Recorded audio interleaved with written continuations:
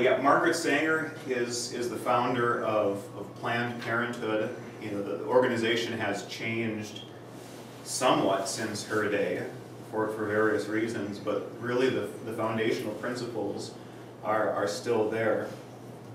I don't know the exact date of her death, to be honest with you, but she was especially influential, you know, around the middle of the 20th century and a little before that, so it's been some time.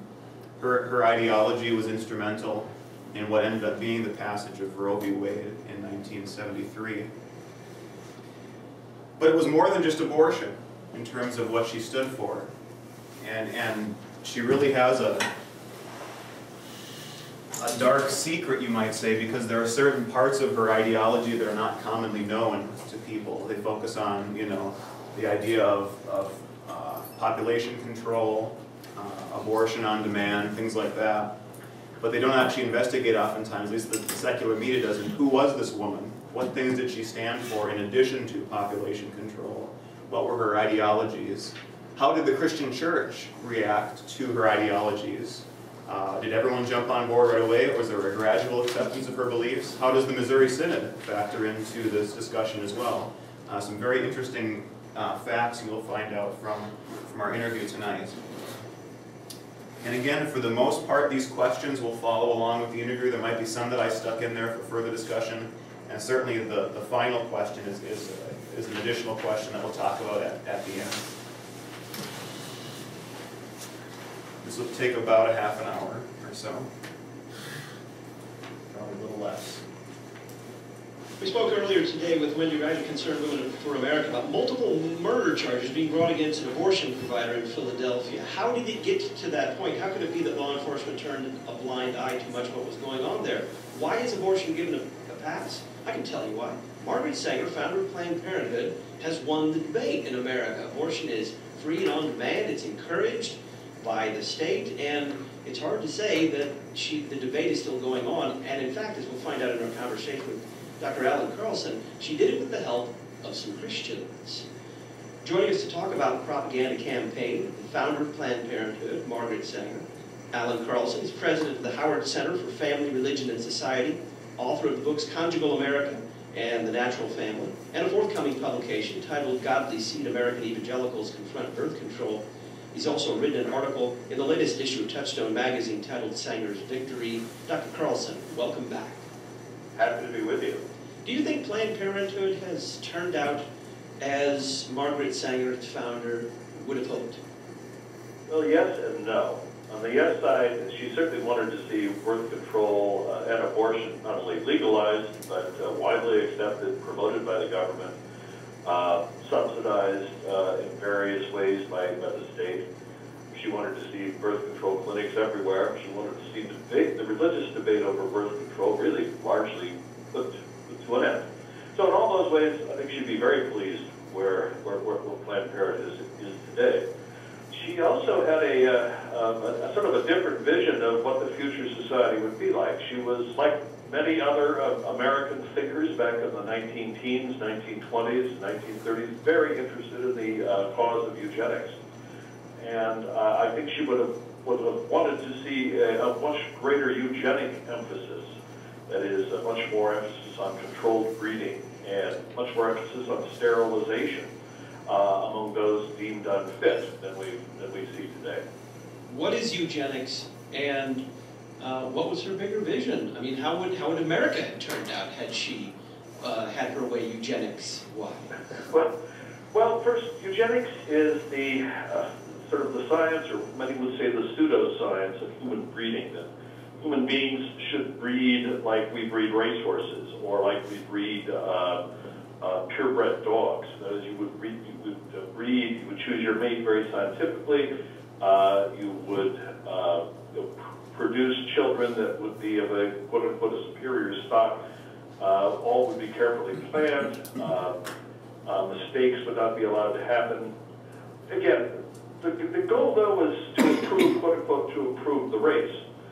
So I think Margaret Sanger would have wanted to see far more abortions among the groups that she did not like. She was pretty coy on this often, but but sometimes made it quite explicit that she thought African Americans were a group that was given to poverty, given to laziness, and so on. We're not a good group. Certainly, some of her early Planned Parenthood supporters thought the Puerto Ricans should be eliminated as a people. At least that was what they said privately in their correspondence. So it would have been a much more race-conscious society, a society where people like her would be the ones who would be allowed to reproduce, have fairly large, well-planned families. How did Margaret Sanger succeed in framing the debate? She was actually rather wickedly ingenious about this entire thing, and spin Christians in this debate to accept her presuppositions. Well, her original opponent was Anthony Comstock, the aging anti-vice crusader who had succeeded as an evangelical Protestant in winning restrictions or strong controls on the availability of birth control and birth control information throughout the United States, both a sweeping federal law, the Comstock Law, and many Comstock laws in all the states. In fact, his last campaign was to try to put her in jail. He died before he succeeded in that. But she came along, she realized that in order to win, she had to have a religious cover. She had to have a sacred canopy of the cause of birth control. And she figured that the way to do that was to demonize the Roman Catholic Church and to basically just not tell the truth. The truth is that the anti-birth control laws in America were the product of evangelical Protestant concern, exclusively so. She started saying, no, it was all caused by the Catholics. This was a Catholic scheme to subvert American freedoms. And she simply made the Catholic Church her scapegoat. She refused to even acknowledge that Protestant churches were also opposed, uniformly opposed, really through 1930. She just ignored them and started cultivating clergy alliances among Protestants, particularly in the Episcopalian Church at the beginning, but also some prominent liberal Baptists were brought along. And she just reframed the debate, that it's the Catholic Church imposing its morality on America. Protestants are fighting for religious freedom. Again, that had nothing to do with the real debate, but you know what? It worked. She was extremely clever. By the late 1930s, she had largely won that argument. So she capitalized on anti-Roman Catholicism. Very much so. She also capitalized again on the eugenics cause. What's forgotten today is that this was just not a cause of Margaret Sanger and some scientists, but many members of the clergy bought into it, particularly at the mainline Protestant churches. The American Eugenics Society sponsored a biannual eugenics sermon contest, and wildly popular. They get hundreds of submissions from pastors who have given a eugenics sermon. These are really weird things to read, but basically would cast Jesus as the ultimate eugenicist.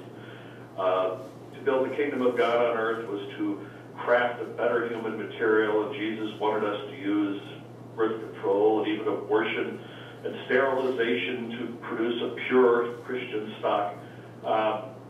It all sounds pretty bizarre, but in fact, these were mainstream pastors, very popular pastors, some of the leading religious figures of the 1920s and 30s doing these sermons. So she played on that too, very effectively. It's a somewhat shameful episode in American Protestant history. What was you talk about the big breakthrough that she had actually came from the Anglicans and then the Lambeth Conference. What happened there? Well, at the Lambeth Conference in England in 1930, this was the first time that a major religious